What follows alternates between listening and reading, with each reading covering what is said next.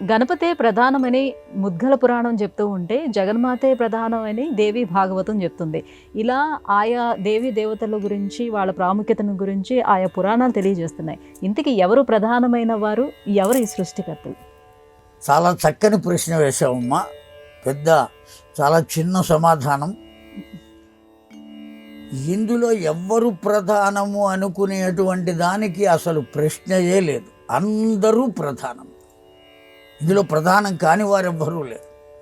రామాయణం చెప్పేటప్పుడు రాముడు ప్రధానం, భాగవతం చెప్పేటప్పుడు కృష్ణుడు ప్రధానం, దేవి భాగవతం చెప్పేటప్పుడు అమ్మవారు ప్రధానం, ముద్గల పురాణం చెప్పినప్పుడు వినాయకుడు ప్రధానం, వినాయక చరిత్ర చెప్పేటప్పుడు వినాయకుడు ప్రధానం, కుమారస్వామి చరిత్ర చెప్పేటప్పుడు కుమారస్వామి ప్రధానం, విష్ణు పురాణం చెప్పేటప్పుడు విష్ణువు ప్రధానం.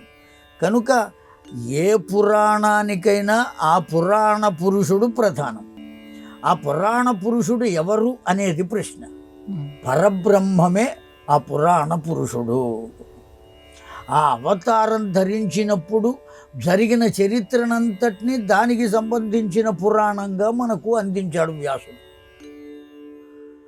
అట్లాగే వినాయకుని చరిత్ర మొత్తం చెప్పేటప్పుడు ఆ ముద్గల పురాణంలో వినాయకుడే ప్రధానమైన వాడు అని చెప్పాడు. అసలు వినాయకుడు ఎవరు? విష్ణువే వినాయకుడు. మనం ప్రార్థన చేసేటప్పుడే ప్రారంభంలోనే శుక్లాంబరధరం విష్ణుం శశివర్ణం చతుర్భుజం ప్రసన్నవదనం ధ్యాయేత్ సర్వ విఘ్నోపశాంతయే. సర్వ విఘ్నములు ఉపశమింపచేయటం కోసం నేను నిన్ను ప్రార్థిస్తున్నానయ్యా. ఎటువంటి నిన్ను? శుక్ల అంబరధరం విష్ణుం, తెల్లని వస్త్రములు ధరించిన విష్ణు రూపుడవైన ఓ విఘ్ననాయక, నీకు నేను నమస్కరిస్తున్నా. కనుక వినాయకుడు కూడా ఎవరు అంటే విష్ణువే. విఘ్నహరములు చేసే సందర్భంలో అతడు వినాయకుడుగా ఉన్నాడు.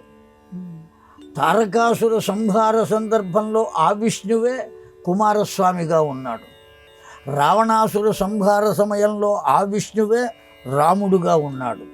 అనేక మంది రాక్షసులను సంహరించి భూభారమును తొలగించడానికి ఆ విష్ణువే కృష్ణుడుగా వచ్చాడు. ఆ విష్ణువే అమ్మవారుగా ఉన్నాడు.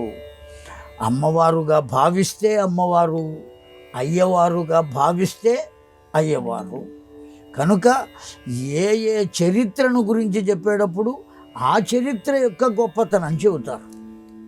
ఒక్కటే దీనికి మాట, ఎవరి వివాహానికి వారే పెండ్లి కొడుకు.